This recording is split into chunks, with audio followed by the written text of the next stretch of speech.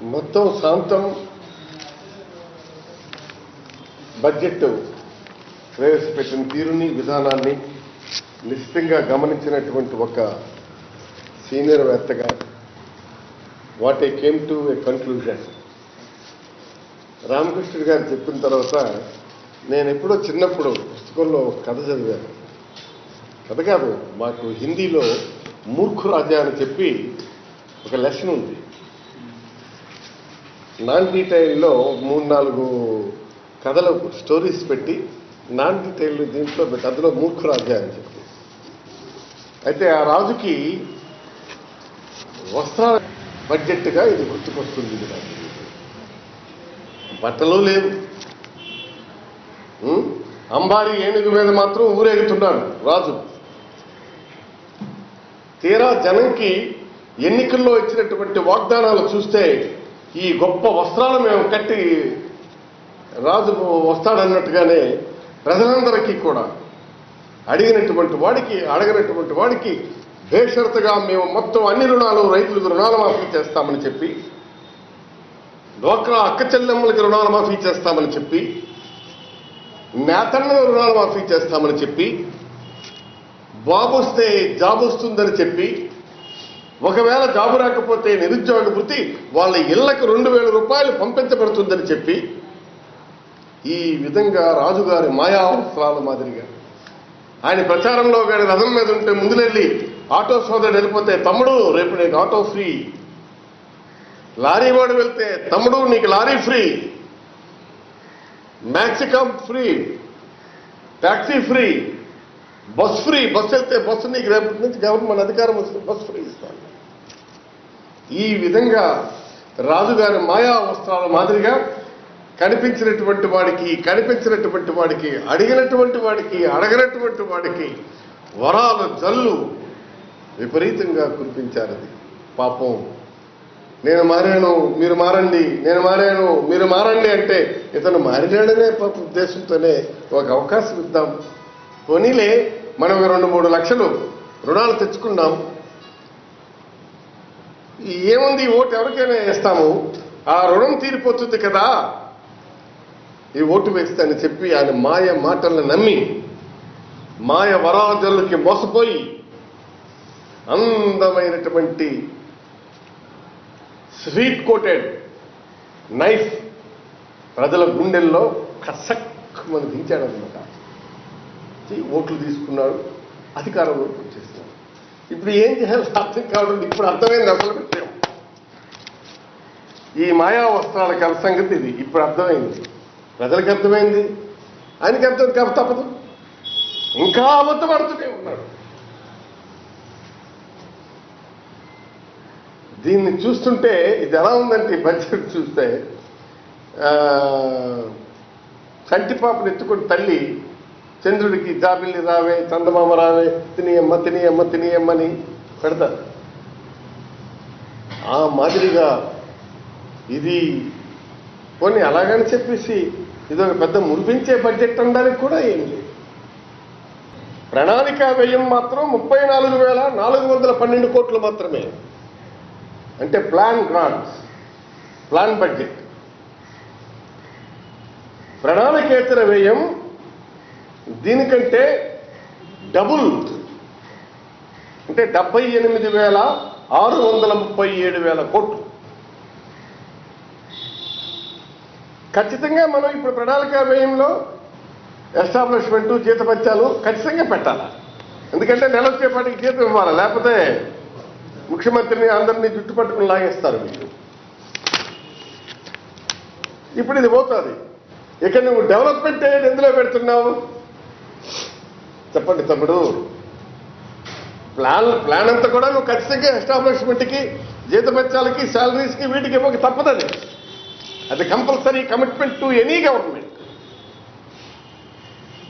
అది ఇవ్వాలి. మీరు ఇప్పుడు నాన్ ప్లాన్లో 78,637 కోట్లు చూపించారు మీరు. అంటే అభివృద్ధి, సంక్షేమం ఇవన్నీ కూడా మీరు నాన్ ప్లాన్లో నుంచి కమిట్ అవుతామంటున్నారు మీరు. అంతే కదా, మీరు చెప్పకనే చెప్తున్నారు. అంటే ప్రభుత్వం గ్రాంటీనేట్ వస్తుంది. ఇప్పుడు మన గ్రాంటీనేట్ టీచర్స్ సంస్థలు కొన్ని ఉన్నాయి. వాటికి ఏమిటంటే కేంద్ర సహాయం 17,722 కోట్లు గ్రాంట్ ఇన్ ఎయిడ్. ఇందులో రాష్ట్ర పన్నేతర ఆదాయం అంటే విదౌట్ ట్యాక్స్ మీరు పన్నేతర ఆదాయం 5,341. ఇది ఎక్కడ పన్నేరు? మీరు పన్ను వేయరు. ఎక్కడి నుంచి తెస్తారు పన్నేతర ఆదాయం? This is mystery. ఇప్పుడు ఇక్కడ ఓత మీద ఓత, ముందు పోత వెనుక మోత. మొత్తం బడ్జెట్ అంతా చూస్తే ఇది రోతపూరితమైనటువంటి బడ్జెట్గా ఉంది. ఇది ఇప్పుడు మీరు ఎక్కడికి చూపిస్తారు? 5,341. ఈ వ్యత్యాసం గ్యాప్ ఏదైతే ఉందో ఈ గ్యాప్ని నాన్ ప్లాన్లో చూపిస్తున్నటువంటి దీన్ని కూడా, అలాగే మీరు పన్నేతర ఆదాయాన్ని కూడా, రాష్ట్ర పన్నుల ద్వారా ఆదాయం మీకు వచ్చినటువంటిది 44,423. 44,423 కోట్లు. మీరు పెట్టేటువంటిది 1,13,049 కోట్లు బడ్జెట్ ఉంటే ఈ రాష్ట్ర ప్రభుత్వాన్ని మీరు నడుపుకోగలరన్నటువంటిదే కదా అర్థం. బడ్జెట్ అంటే అదే కదా. మరి మీకు వచ్చింది 44,423. గ్రాంట్ ఇన్ ఎయిడ్ ప్రణాళిక మనకి కేంద్ర ప్రభుత్వం ఇచ్చినటువంటిది 22,638. లెక్క కట్టండి అమ్మా. 67. ఇది 17,722. అంటే దగ్గర దగ్గర మీరు 30,000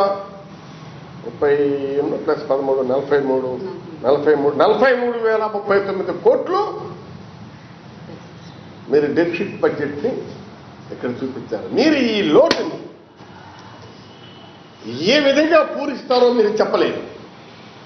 అంటే మీ దగ్గర ఏమైనా మాయిల్ పకీర్ మంత్రదండం ఉందా? అల్లావుద్దీన్ అద్భుత దీపం ఉందా? అసలు మీరు మాట్లాడేది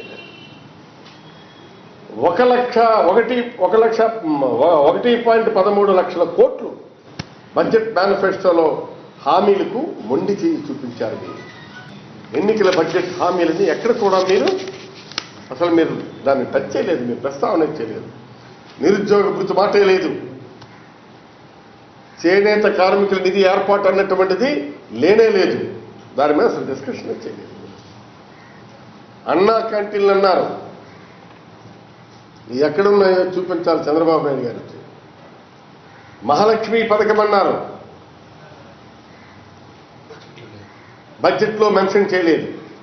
సుజల స్రవంతిల ఊసే లేదు. మీరు సుజల స్రవంతికి వచ్చేస్తారనుకున్నారు. మీరు డోనర్స్ కోసం వెళ్ళారు, దాతలు వితరణశీలుల కోసం.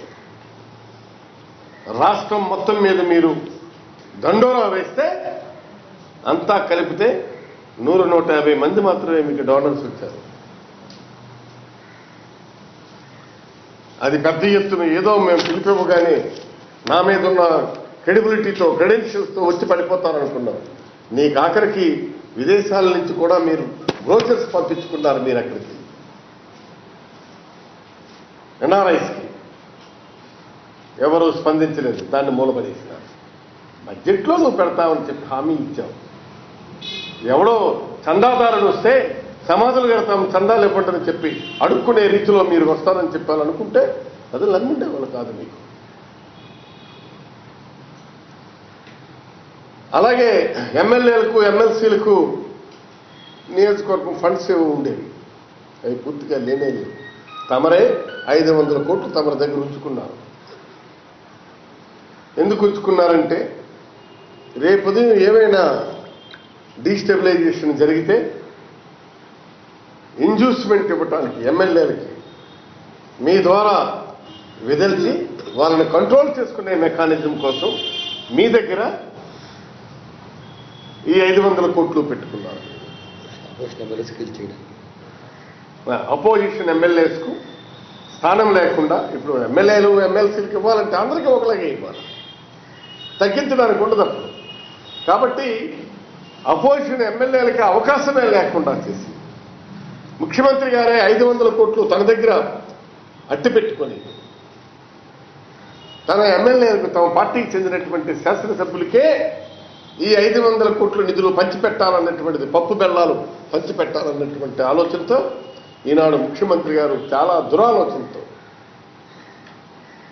ఈ పని చేస్తున్నారు తప్ప ఇందులో ఎమ్మెల్యేలకు ఏముంది? స్వతంత్ర ప్రతిపత్తిగా ఇవ్వండి, ఇస్తే తప్పే ఉంది. రైతు రుణమాఫీ కేటాయింపులు 4,300 కోట్లే, దగ్గరది 1,00,000 కోట్లు ఉన్నటువంటిది. అయితే కేవలం 1000 కోట్లతో మహిళా సంఘాలకి రివాల్వింగ్ ఫండ్ అంటున్నారు. నేను అడుగుతున్నాను, నేను రివాల్వింగ్ ఫండ్ నువ్వు ఇచ్చేదేందయ్యా? వాళ్ళ యాక్టివిటీ బట్టి వాళ్ళే ఇస్తారు. నేను చేసే పొదుపు యాక్టివిటీ బట్టి దానికి మళ్ళా నేను 50 రూపాయలు చేస్తే 50 రూపాయలు నాకు ఇస్తాడు. అది నువ్వు ఇచ్చేదేంటి? దాన్ని కూడా మీరు పెద్దగా బడ్జెట్లో మేమేదో చేస్తున్నాం అన్నట్టుగా చెప్పారు. 114 కోట్లతో రింగ్ రోడ్డు నిర్మాణం చేపడతానని చెప్పినటువంటి ఆయన మాటల్లో చెప్తున్నటువంటిదే నేను మళ్ళీ రీకాల్ చేస్తున్నాను. అలాగే 119 కోట్లతో భూగర్భ కాలువల నిర్మాణం చేపడతామని చెప్పి చంద్రబాబు ఇక్కడ హామీ ఇచ్చారు. జంపరకోట రిజర్వాయర్ నిర్మాణాన్ని పూర్తి చేస్తారని ఎన్నికల హామీ ఇచ్చారు. ఎస్టాబ్లిష్మెంట్కి మెయింటెనెన్స్కి ఈవేళ 17 కోట్లు వస్తాయే తప్ప మీరు ఇచ్చినటువంటి హామీని తొంగలో తొక్కారు. మీరు ఈ వంశధార శ్రీకాకుళం జిల్లాకు జీవనాధారం ఇలాంటి ప్రధానమైనటువంటి హామీని కూడా మీరు ఇంత నాన్ సీరియస్గా సిగ్గు లేకుండా ఎగ్గు లేకుండా ఈ జిల్లా మంత్రులు ఎమ్మెల్యేలు శాసనసభలో ప్రతిపక్ష నాయకులు నిలదీసేయడానికి కనీస సంస్కారం లేకుండా సభ్య ప్రపంచం సిగ్గుతో తలవెత్తుకున్నట్లుగా ఒంటి కాలు మీద విరుచుకు పడుతున్నారే. మీకు దమ్ముందా? మంత్రులకు కానీ ఎమ్మెల్యేలకు కానీ ఎవరికైనా సరే మాకు ఇది నువ్వు మాటిచ్చావు, రేపు జిల్లాలో మమ్మల్ని చొక్కా పట్టుకుని గల్లా పట్టుకుని గుంజుతారు, ఇదేదీ లేదని చెప్పేసి ఇవ్వకుండా మీరేం చేస్తున్నారండి? ఆ అచ్చినాయుడు నిరక్షర కుక్షి, డొక్కు చింపితే అక్షరం లేదు. ఆయన జగన్మోహన్ రెడ్డిని విమర్శిస్తాడా? అవినీతి కోసం మాట్లాడతావా? నీ బ్యాక్గ్రౌండ్ ఏంటి నాయుడు? మీ నాయన after all a teacher. How you got all these earnings? చరిత్రలకు వెళ్దామంటే వెళ్దాం. కొద్దిగా